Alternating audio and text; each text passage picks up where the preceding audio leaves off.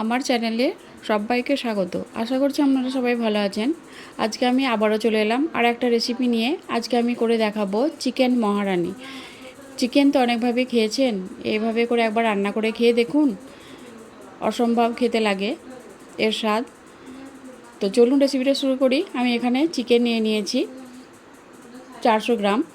চিকেনটাকে আমি ভালো করে পরিষ্কার করে ধুয়ে নিয়েছি। এরপর আমি চিকেনের মধ্যে দিয়ে দেব স্বাদ মতো নুন, কাশ্মীরি লঙ্কা গুঁড়ো 1 চামচ,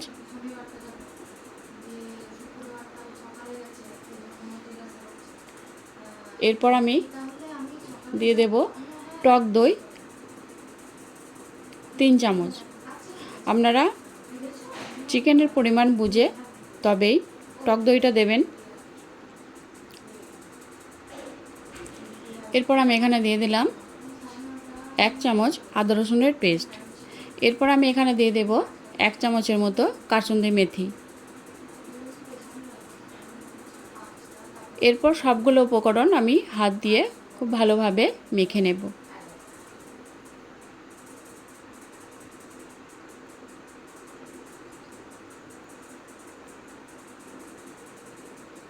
এইভাবে হাত দিয়ে খুব ভালো করে এটাকে মেখে নিতে হবে।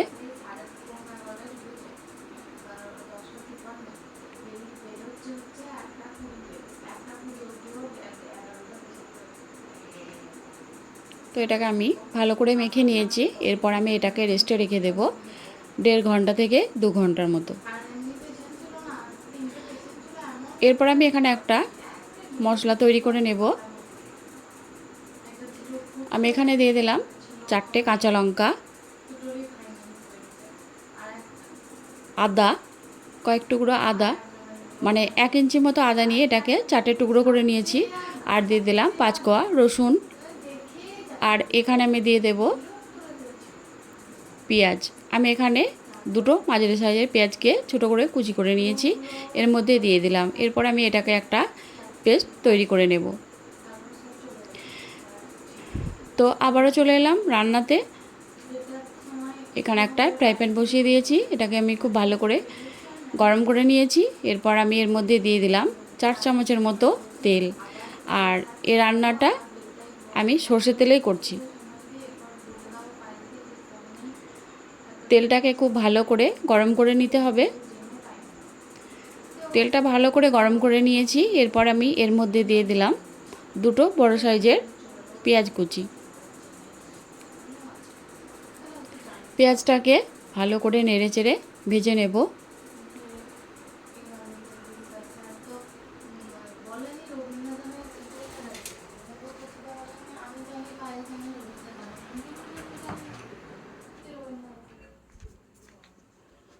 পেঁয়াজটা একটু ভাজা ভাজা হয়ে গেছে। এরপর আমি এখানে যে পেস্ট তৈরি করে রেখেছিলাম আদা রসুন কাঁচা লঙ্কা পেঁয়াজ, ওই পেস্টটা আমি এর মধ্যেই দিয়ে দিলাম। দিয়ে এটাকে আবারও খুব ভালো করে ভেজে নেব।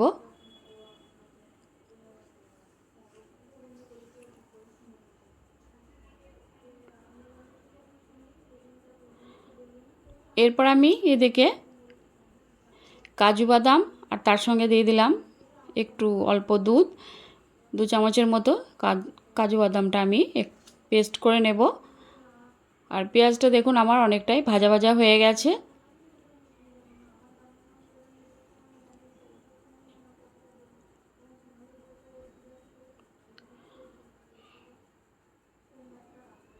পেঁয়াজটা ভাজা ভাজা হয়ে গেছে।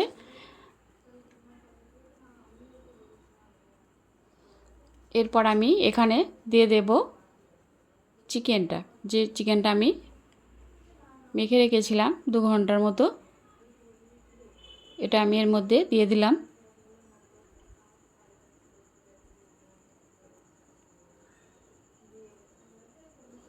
চিকেনটাকে আমি এরপর ভালো করে কষিয়ে নেব।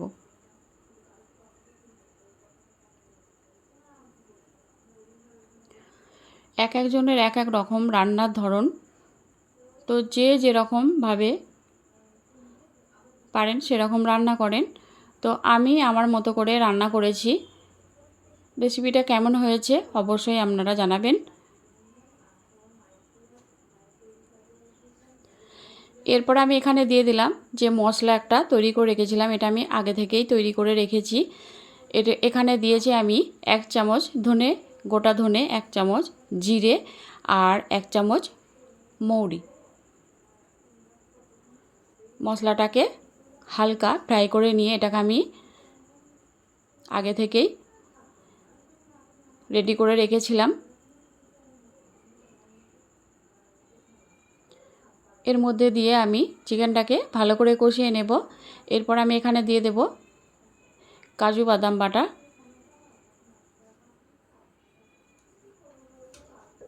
এটাকে দিয়ে আমি আবারও খুব ভালো করে নেড়েচেড়ে মিশিয়ে নেব।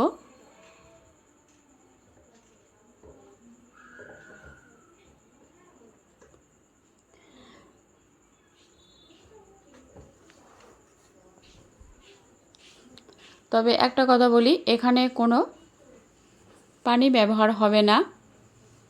রান্নাটা দুধ দিয়েই করতে হবে। এরপর আমি এখানে দিয়ে দিলাম 1 কাপ দুধ।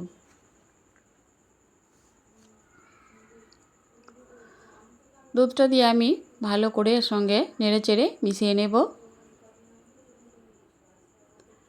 অবশ্যই এটাকে ঢাকনা দিয়ে দিয়ে আমি এভাবে করে এটাকে কষিয়ে নেব। তো বাটিতে যে কাজু বাদামটা বেটেছিলাম সেটা লেগেছিল, ওটাকেও আমি আরেকটু অল্প দুধ দিয়ে এটাকে আমি ভালো করে ধুয়ে এর মধ্যে দিয়ে দিলাম। আমি এখানে কোনো পানি ব্যবহার করিনি। তো দেখুন এটা আমার প্রায় কষানো হয়ে গেছে।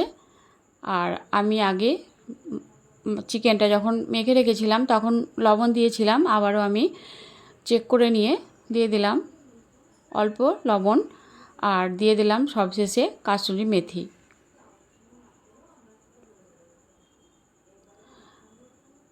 এরপর আমি এখানে দিয়ে দিলাম যে মশলাটা আমি রেডি করে রেখেছিলাম, ধনে, জিরে আর মৌরি, ওটা আমি আবারও 1 চামচ দিয়ে দিলাম। আর যারা ঝাল খেতে খুবই পছন্দ করেন অবশ্যই তারা দিয়ে দিতে পারেন 1 চামচ চিলি ফ্লেক্স।